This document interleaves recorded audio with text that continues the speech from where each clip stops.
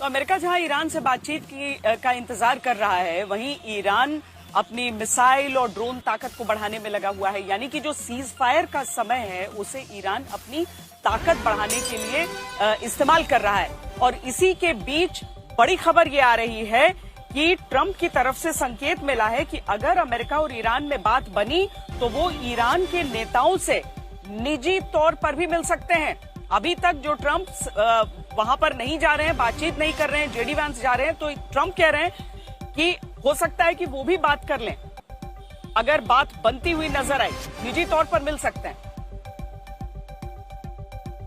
With the help of everyone here today, this has been by far the most successful first year of any administration.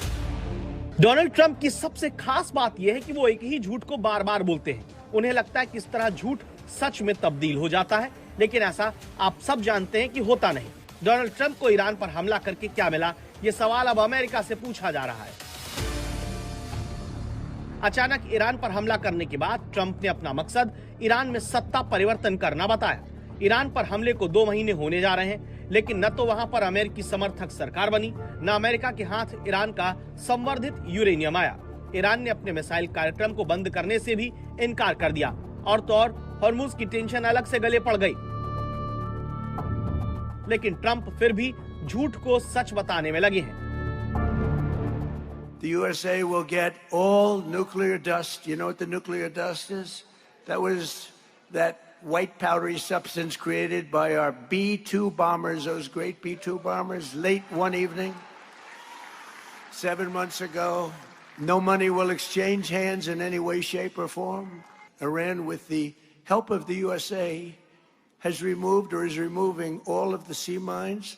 And most importantly, it never agreed, and you'll understand, they will never have a nuclear weapon. They will never have a nuclear weapon. Iran के उप विदेश मंत्री Saudi Khatibzadeh ने Trump के दावे से 2 टूक इनकार करते हुए कहा कि ईरान अपना 440 किलो संवर्धित यूरेनियम अमेरिका को नहीं सौंपेगा। ईरान के रुख में आई सख्ती के लिए वहां पर हुए कथित सत्ता परिवर्तन को वजह बताया जा रहा है, क्योंकि ईरान में न तो मुस्तफा खामेनेई फैसले ले रहे हैं, न ही वहां के राष्ट्रपति मसूद पेजेश्कियान। दावा है कि सुप्रीम लीडर मुस्तफा के अंडरग्राउंड होने की वजह से ईरान की इस्लामिक रेवोल्यूशनरी गार्ड कॉर्प्स ने तेहरान की सत्ता को अपनी मुट्ठी में कैद कर दिया है। American institute for the studies of war के मुताबिक ईरान में सत्ता समीकरण में बदलाव का संकेत मिल रहा है।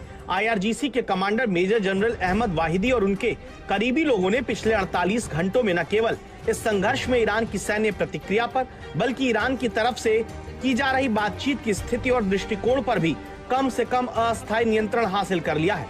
रिपोर्ट में कहा गया कि 17 अप्रैल को अराक्ची ने पाकिस्तान और अमेरिका के वार्ता दलों से मुलाकात के बाद सार्वजनिक तौर पर हॉर्मुज को खोलने का ऐलान किया था, लेकिन इस्लामिक रेवोल्यूशनरी गार्ड ने इस फैसले को मानने से मना कर दिया। IRGC से संबंधित तस्नीम न्यूज ने अराक्ची को भला बुरा सुना दिया। इसके बाद हॉर्मुज खोलने का फैसला आधार में लटक गया।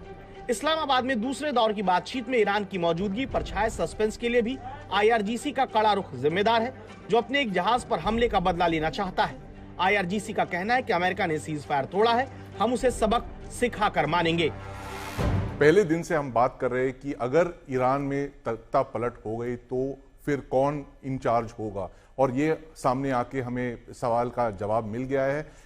ईरान की जो IRGC है, उनकी जो गरम दल है, वो आगे आके अब पूरी स्थिति को संभाल रहे हैं। और हमने कुछ दिन पहले ये भी रवैया देखा है किस तरह से भारतीय जहाज़ों पे गोली बारी बरसाई गई, इसके बावजूद कि हमें पैसेज दिया गया था। वो शिप के कैप्टन से उनकी बातों से आपको यकीन हो सकता है कि ये पैसेज देने के बावजूद उन पे गोली चली। और इस बात के सबूत है कि IRGC अब पूरी तरह से कंट्रोल ले चुकी है स्ट्रेट ऑफ हॉर्मुज में, और वो किसी भी कंसेशन देने को राजी नहीं है, और वो एक कट्टर रूप अपना रहे, न कि टॉक्स को लेकर बट स्ट्रेट ऑफ हॉर्मुज पर भी। इस तरह ईरान में अहमद वाहिदी के सबसे शक्तिशाली होने के दावे किए जा रहे हैं। साल 1958 में जन्मे वाहिदी ईरान में शाह पहलवी के खिलाफ हुए आंदोलन में शामिल थे।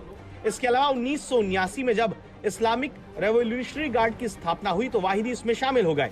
ईरान की तरफ से संवर्धित यूरेनियम और मिसाइल कार्यक्रम पर कोई भी समझौता न किए जाने की बातें हो रही हैं। वो अपने आप में ईरान के रुख में आए बदलाव को दिखाता है। हालांकि कई एक्सपर्ट्स का मानना है कि बातचीत में जरूरत से ज्यादा कड़ा रुख अमेरिका और ईरान दोनों को भारी पड़ सकता है। युद्ध तो कभी भी हो सकता है, लेकिन मुझे नहीं लगता कि डोनाल्ड ट्रंप भी युद्ध चाहता है, क्योंकि उसको लगता है कि अगर युद्ध बढ़ गया तो वो फंस जाएगा और जो क्षति होगी न सिर्फ अमेरिका की अपनी एक लिहाज से, लेकिन जो बाकी खाड़ी के देश हैं उन सब में जो क्षति होगी, जो नुकसान होगा, वो शायद कोई भी चाहता नहीं है कि वो हो। दूसरी तरफ ईरान भी नहीं चाहता कि युद्ध हो, क्योंकि जिस तरह का विध्वंस ईरान के अंदर होगा अगर युद्ध दोबारा से शुरू हुआ, वो मुझे नहीं लगता कि ईरान को भी गवारा होगा। हो सकता है कुछ सिरफिरे हों, कोई पागल लोग हों ईरान में जो शायद मानते हों कि भाई उसके बाद हम एक नया ईरान बनाएंगे, लेकिन मुझे लगता नहीं है कि कोई भी अक्लमंद आदमी वो युद्ध चाहता है। ईरान और अमेरिका में अगर बात नहीं बनी और दोनों में फिर से जंग शुरू हुई तो इस बार तबाही पहले से कहीं ज्यादा होगी, क्योंकि दोनों पक्ष अगली बातचीत में खुद को मजबूत दिखाने के लिए इस बार कोई कसर नहीं छोड़ेंगे। लेकिन फिलहाल ईरान से लड़ाई करना ट्रंप की विफलता माना जा रहा है, क्योंकि युद्ध शुरू करने का उनका मकसद फेल हो गया, क्योंकि ईरान का मौजूदा सरकारी सिस्टम पहले से कहीं ज्यादा मजबूत हो गया है, जिसके लिए जनता का समर्थन भी बढ़ता दिखता है। ट्रंप ने ईरान के लोगों को आजादी दिलाने का बहाना लेकर जंग शुरू की, लेकिन इस जंग से 32 लाख ईरान के लोग बेघर हो गए, जिनमें ज्यादातर महिला और बच्चे हैं। 17 लाख अफगान शरणार्थी भी प्रभावित हुए, जिन्हें अपने देश लौटने को मजबूर होना पड़ा। 1,10,000 ईरान के लोग देश छोड़कर गए। हमले के बाद राष्ट्रीय सुरक्षा की आड़ में असहमत आवाजों की निगरानी बढ़ा दी गई, इंटरनेट को प्रतिबंधित कर दिया गया, बड़े पैमाने पर गिरफ्तारियां की गई, जिनमें महिलाएं शामिल हैं। तो जिस ईरान में औरतों के शरीर और व्यवहार पर वहां की सरकार का सख्त नियंत्रण है, जहां साल 1979 के बाद से महिलाओं के साथ भेदभाव और अत्याचार बढ़ा, वहां महिलाओं की हालत ट्रंप की वजह से बद से बदतर हो गई है।